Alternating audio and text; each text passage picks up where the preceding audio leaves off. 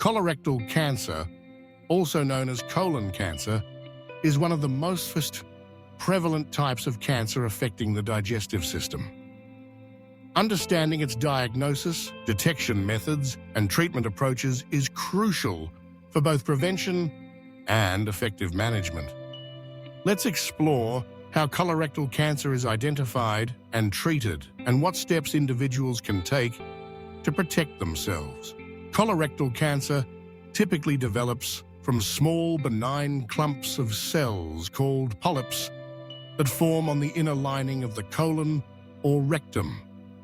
Over time, some of these polyps can become cancerous. Because symptoms often do not appear until the disease has advanced, early detection is key to improving survival rates. The first step in the diagnosis of colorectal cancer is being aware of risk factors and symptoms. Major risk factors include age, with most cases occurring in people over the age of 50, a family history of colorectal cancer or polyps, personal history of inflammatory bowel disease such as Crohn's disease or ulcerative colitis, certain inherited genetic syndromes, a diet low in fiber and high in fat, sedentary lifestyle, obesity, smoking, and heavy alcohol use. Symptoms of colorectal cancer can be subtle or mistaken for other digestive conditions. Common symptoms include changes in bowel habits, such as diarrhea, constipation, or narrowing of the stool that lasts for more than a few days, rectal bleeding or blood in the stool, persistent abdominal discomfort, including cramps, gas, or pain, a feeling that the bowel does not empty completely, weakness or fatigue, and unexplained weight loss. It is important to note that many of these symptoms can be caused by benign conditions, but if they persist, a healthcare provider should be consulted promptly. For early detection, screening is the most effective tool.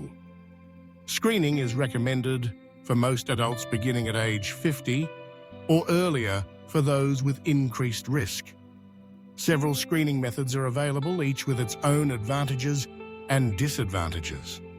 The most common methods include the fecal occult blood test, FOBT, or the fecal immunochemical test, FIT, which detect hidden blood in the stool, an early sign of cancer. Another method is the stool DNA test, which looks for certain abnormal DNA markers that colorectal cancers or polyps shed into the stool. Flexible sigmoidoscopy and colonoscopy are endoscopic procedures that allow direct visualization of the colon and rectum. In a colonoscopy, a long, flexible tube equipped with a camera is inserted into the rectum to examine the entire colon. If suspicious polyps are found, they can often be removed during the procedure, which not only helps diagnose cancer, but also prevents its development. While colonoscopy is considered the gold standard for screening, less invasive alternatives such as virtual colonoscopy, a special CT scan, are also available. If a screening test indicates the presence of cancer or a suspicious lesion, further diagnostic tests are necessary. These may include imaging studies such as CT scans, MRI, or PET scans to determine the extent of the disease and whether it has spread to other organs. Blood tests may be performed to assess overall health and to check for tumor markers such as carcinoembryonic antigen, CEA, which can be elevated in some colorectal cancer patients. Once colorectal cancer is diagnosed, the next step is to determine its stage. Staging describes how far the cancer has spread and is crucial for guiding treatment decisions. The most common staging system is the TNM system, which assesses the size and extent of the primary tumor. T, whether the cancer has spread to nearby lymph nodes. N, and whether there are distant metastases. M. Early-stage cancers are confined to the inner layers of the colon or rectum, while advanced cancers may have spread to lymph nodes or other organs such as the liver or lungs. Treatment of colorectal cancer depends on several factors, including the stage of the cancer, the location and size of the tumor, and the patient's overall health. The main treatment options are surgery, chemotherapy, radiation therapy, targeted therapy, and immunotherapy. Surgery is the most common treatment for early-stage colorectal cancer. During surgery, the section of the colon or rectum containing the tumor, along with nearby lymph nodes, is removed.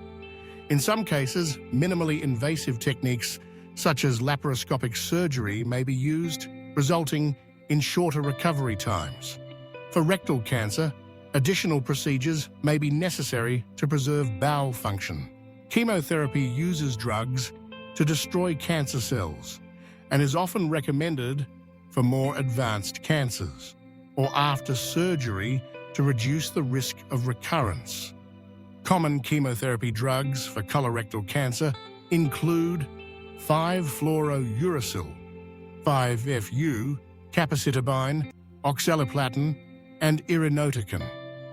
Side effects vary depending on the specific drugs and regimens used, but may include fatigue, nausea, hair loss, and increased risk of infection. Radiation therapy, which uses high-energy beams to kill cancer cells, is commonly used for rectal cancer, either before surgery to shrink the tumor or after surgery to destroy any remaining cancer cells.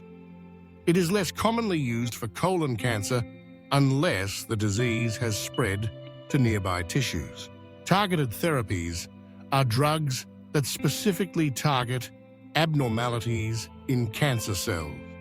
For example, some colorectal cancers overexpress a protein called epidermal growth factor receptor, EGFR, and drugs like cetuximab or panitumumab can block this receptor. Other targeted drugs, such as bevacizumab, inhibit the formation of new blood vessels that tumors need to grow. Immunotherapy is a newer approach that stimulates the patient's own immune system to attack cancer cells. Certain colorectal cancers with specific genetic mutations, such as mismatch repair deficiency, may respond well to immunotherapy drugs known as immune checkpoint inhibitors. Regardless of the treatment plan, follow-up care is essential.